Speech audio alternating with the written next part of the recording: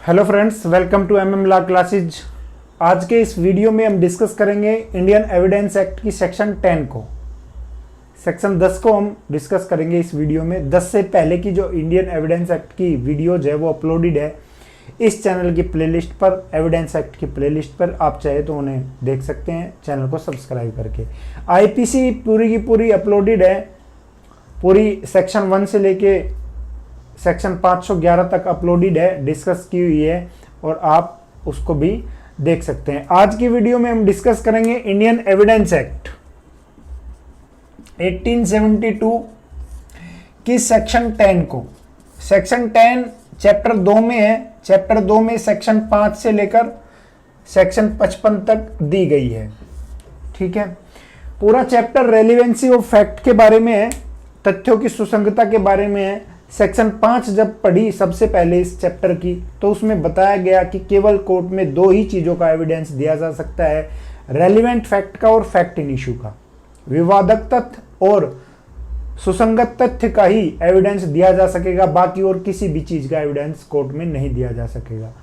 और सेक्शन 6 से लेके 55 हमें बताती है कि किस किस फैक्ट को हम रेलिवेंट फैक्ट मानेंगे। तो सेक्शन 6 से लेकर सेक्शन 55 तक हमें यही सेक्शन में बताया गया है कि इन इन बातों का एविडेंस कोर्ट में दिया जा सकता है, वे चीज रेलिवेंट है, उन्हीं का एविडेंस दिया जा सकेगा। ठीक है, सेक्शन 10 किस चीज के बारे में बात करती है? कॉमन डिजाइन के बारे में, सामान्य परिकल्पना के बारे में सेक्शन 10 बात करती है। तो सेक्शन 10 समझेंगे हम, आज डिस्कस करेंगे और उदाहरण के द्वारा बड़े अच्छे से समझने की उसे कोशिश करेंगे। सेक्शन 10 में बताया गया है कि सामान्य परिकल्पना में षड्यंत्रकारी या अपराधी द्वारा की गई या कही गई बातें, ठीक है, ये हेडिंग है इसका। सामान्य परिकल्पना में षड्यंत्रकारी द्वारा की गई और कही गई बातें जो है वो रेलिवेंट होगी। किस चीज के लिए रेलिवेंट होगी? देखिए, ये जो सेक्शन है सेक्शन 10, ये कॉन्स्पायरेसी के ऊपर है, षड्यंत्र के बारे में है।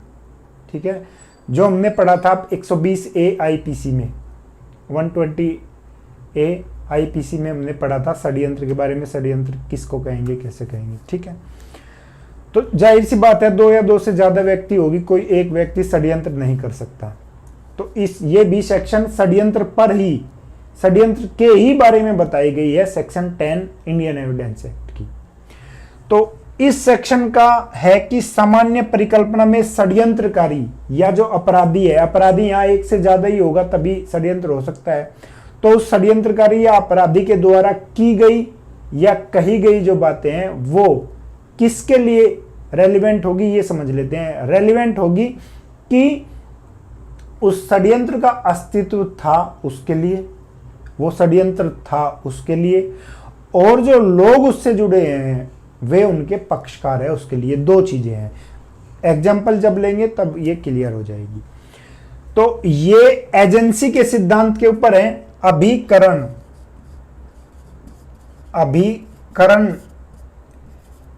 के सिद्धांत के ऊपर ये सेक्शन है, यानी एजेंसी का जो सिद्धांत है उसके ऊपर ये सेक्शन है। ये कहा गया था आर वर्सेस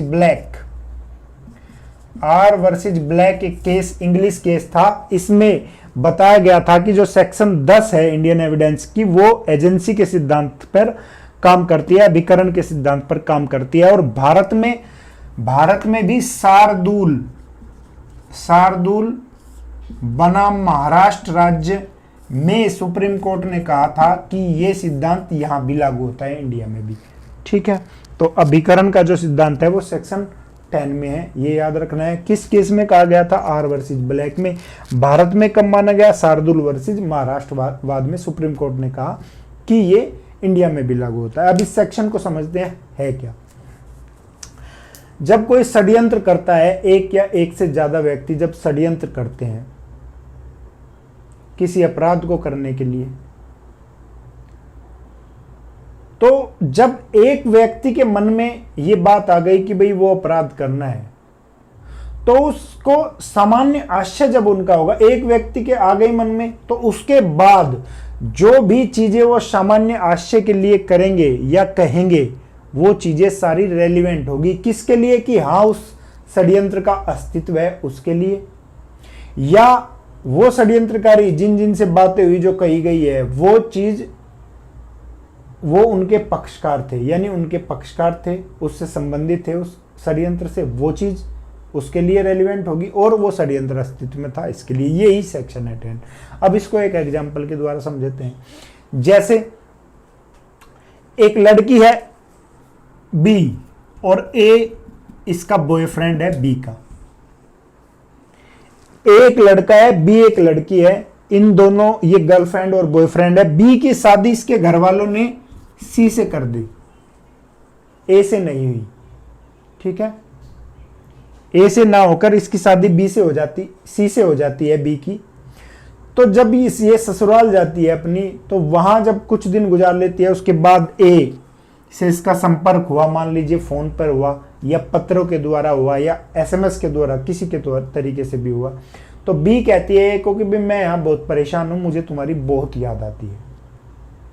ठीक है, तो ए वापस में इसको जवाब देता है कि भाई मैं भी तेरे बिना रह नहीं पा रहा हूं, इस चीज का कुछ करना पड़ेगा हमें। फिर बी कहती है कि भाई मुझे बहुत परेशानी हो रही है, तुम इसके बारे में जल्दी सोचो। तो ए कहता है कि भाई जो ये हमारा जो कांटा फंसा हुआ है उसी को निकाल देते हैं, तेरे पति को, सी को ही रास्ते से हटा देते हैं। ठीक है, तो इस तरह की बातें हुई। तो सी की वो उन्होंने क्या कर दी? डेथ कर दी, मार दिया उसको। तो ए और बी के बीच में जो ये बातें हुई है, चाहे वो चिट्ठी के द्वारा हुई हो, एसएमएस के द्वारा हुई हो, या और किसी चीज के इन्होंने कोई कार्य किया हो, तो षड्यंत्रकारी जो ये है या ये जो अपराधी है, इनके द्वारा जो जो की गई है चीजें और कही गई बातें हैं या लिखी गई बातें हैं, वो सब रेलिवेंट होगी। किसके लिए? कि हाँ, ये षड्यंत्र अस्तित्व में था और ये दोनों इसके पक्षकार थे। यही सेक्शन 10 है।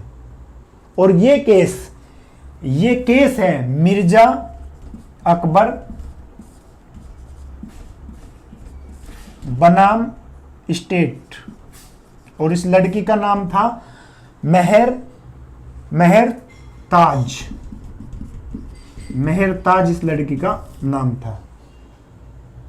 ठीक है, मिर्जा अकबर वर्सेस स्टेट में ये मेहर ताज लड़की का नाम था और ये केस बिल्कुल सेम यही चीजें थी। ठीक है, तो ये क्या होगा? सेक्शन 10 के तहत इसमें इस षड्यंत्र का अस्तित्व था, ये रेलिवेंट होगा, और ये इसके पक्षकार थे, ये रेलिवेंट होगा। तो ये सेक्शन 10 में बताया गया है।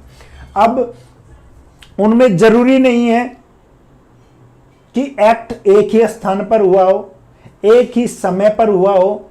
वे दोनों आपस में जानते थे, जिसमें जब हम इसका इलिस्ट्रेशन पढ़ेंगे, उदाहरण पढ़ेंगे, तो बहुत अच्छा इसे एक एग्जाम्पल भी दिया गया है, तो उसमें इसके बारे में और क्लियर हो जाएगी। इलिस्ट्रेशन देखते हैं। इलिस्ट्रेशन में है कि ए जो है, एक व्यक्ति है ए, वो भारत सरकार के विरुद्ध षड्यंत्र में सम्मिलित हुआ। ठीक है, भारत सरकार के विरुद्ध षड्यंत्र में सम्मिलित हुआ वो। बी ने क्या किया? यूरोप में आयुध इकट्ठा करा, आर्म एमुनेशन इकट्ठा करा, बंदूकें, गोला बारूद ये इकट्ठा करा। सी ने क्या किया? सी ने कलकत्ता में इस षड्यंत्र के लिए धन इकट्ठा किया। डी ने क्या किया? मुंबई में लोगों को जोड़ा इस षड्यंत्र के लिए। ठीक है, मुंबई में लोगों को जोड़ा इस षड्यंत्र के लिए। ई ने क्या किया?